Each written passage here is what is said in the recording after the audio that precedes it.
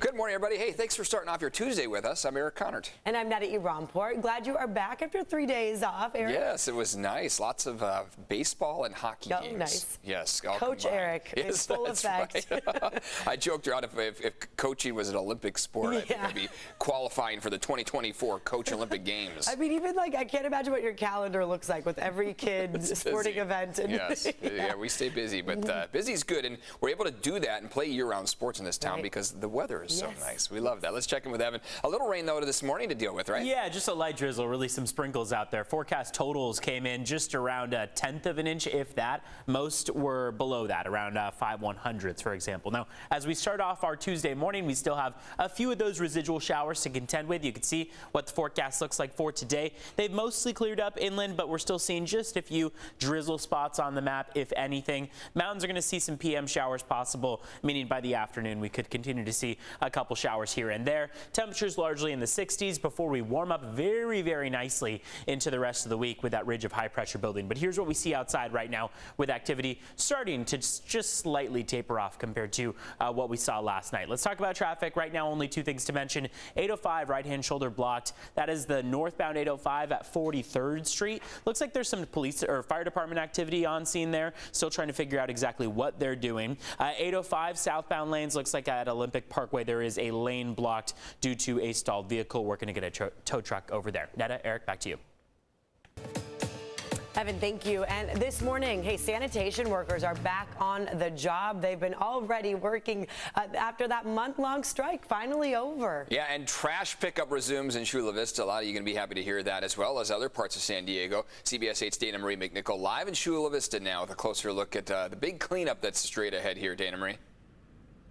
Yeah, that's exactly right, Eric. We're seeing crews come out of this Republic Service parking lot, which means that they're headed to neighborhoods near you. That month-long strike is over. Yesterday, 137 union members voted yes, 70 voted no. I spoke to people on both sides saying that, yes, this is a victory. We're excited about getting back to work. Others saying that that wasn't what they wanted. That contract was not exactly as much as what they wanted. But regardless, some residents in the San Diego and Chula Vista area have been dealing with disgusting conditions, and they are happy to hear that a decision was made and trash will resume today, that pickup.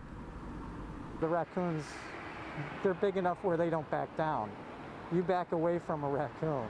I think people are dumping garbage at other dumpsters that are getting privately picked up, and that doesn't work either. It's just trash all over the place. Now, more than 200 sanitation workers went on strike December 17th asking for better wages and conditions. So let's take a look at what that contract is. So specifically, they wanted a $2 raise this year, followed by a $1 raise in the years that followed, which would have gotten them closer to $30 an hour by 2025, which is what sanitation workers in Orange County and Los Angeles are getting. Instead, they agreed to a $1.90 raise during the first year, 50 cents for the next 3 years that follow, and then $1.50 in the final year of the 5-year contract, giving workers closer to $29 an hour. Now, Republic Services also gave workers a $1,000 bonus. The city of Chula Vista does plan to hold Republic Services accountable for its lack of service over the past month, demanding a full month's refund for customers affected by this strike. Meanwhile, Mayor Todd Gloria said it's unclear if the city of San Diego will pursue the same types of refunds and fees as the city of Chula Vista. Now, with sanitation workers back on the job today, pickup resumes in Chula Vista as well as parts of San Diego. So do take note that the city of Chula Vista is announcing a phone line as well as an email where property managers can request cleanup from city crews and contractors as well. So back live out here in Chula Vista, I've been seeing those sanitation workers come to work this morning. Those trucks roll out one by one. So you can expect that trash to pick up today as the strike is now over. I'm Dana Marie McNichol, live in Chula Vista, CBS 8. Dana Marie, thank you. Authorities in Baja California are investigating after a photojournalist was killed in Tijuana. Alfonso Margarito Martinez was reportedly shot outside of his home yesterday. He was well known for covering crime in Tijuana. This comes a week after another reporter was killed in the Gulf Coast state of Veracruz. 48 journalists have been killed in Mexico since December of 2018. It's one of the most dangerous places for reporters outside of active war zones. San Diego police are asking for your help to find a 19-year-old woman who they say is at risk. Serena Stevens last had contact with her family on Thursday. Take a look at your screen here. She arrived from New York on the 12th and was reportedly going to the beach. She was possibly seen in Ocean Beach. Stevens is 5'5" with brown hairs, brown eyes, and weighs about 140 pounds. You're asked to call police if you've seen her. The FBI says Saturday's hostage situation at a Texas synagogue was a terror-related anti-Semitic attack. CBS News has learned the Department of Homeland Security sent a memo to local law enforcement warning there could be future attacks on faith-based communities. Here locally, they have increased their security. Homeland Security Secretary Alejandro Mayorkas says the department will work with Congress to increase funding so faith-based communities can upgrade their security. Meantime, Rabbi Charlie Citron Walker credits security courses for helping him and the other hostages stay alive. I told them to go. I threw a chair at the gunman and I headed for the door. And all three of us were able to get out without even a shot being fired. He threw a chair and they ran for it. All of those hostages are okay. The suspect was killed. Authorities say the suspect claimed he was the brother of a Pakistani woman convicted in 2010 of trying to kill U.S. Army soldiers and demanded her release from prison. It turned out he was not, in fact, related to her. This morning, the Senate is expected to begin debating two voting rights bills. The bills would designate Election Day a federal holiday, establish protections against gerrymandering, and restore voting rights to formerly incarcerated Americans. Right now, Democrats do not have enough support to pass this legislation unless they can change filibuster rules.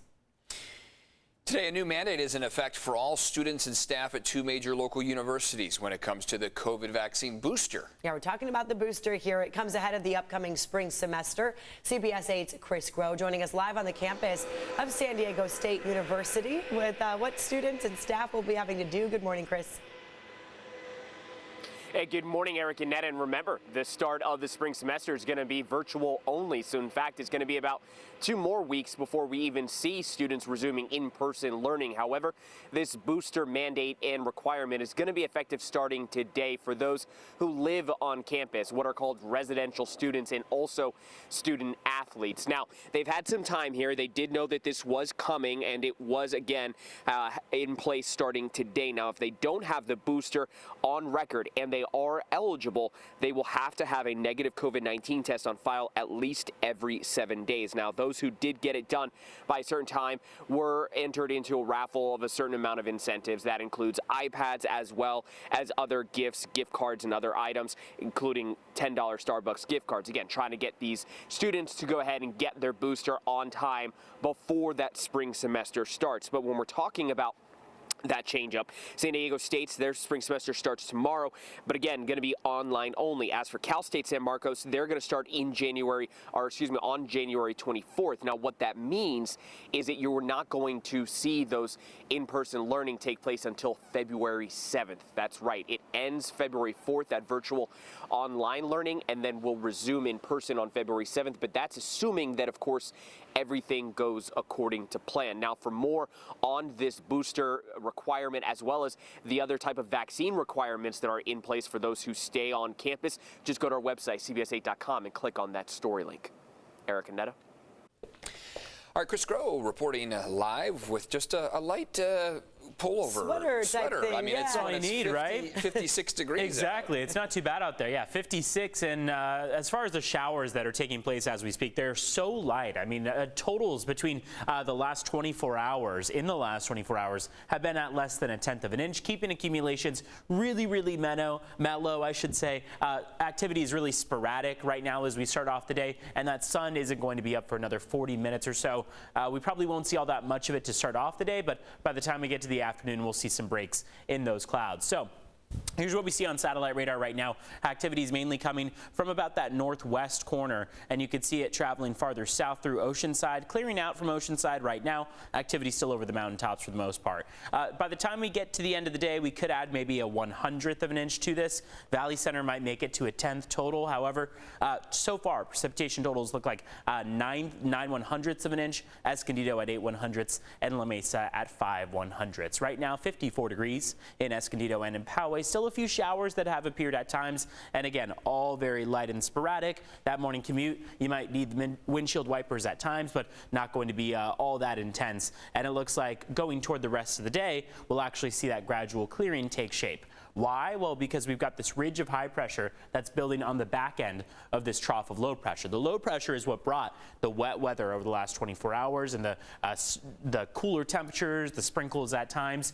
Now this ridge of high pressure is going to start to really build around us, and that's going to make tomorrow more of a transitionary day as we move toward the drier and warmer weather. So temperatures are going to start to gain a little bit of momentum each day, and that means by the time that we get to about the end of the week, we're going to see temperatures widespread in the 70s or so. Temperatures will be very, very nice out there and a lot of sunshine expected. So we'll look at that extended 8-day microclimate forecast just a few minutes out, including just how much sunshine that ridge of high pressure is going to bring to us and how much remaining showers we could see.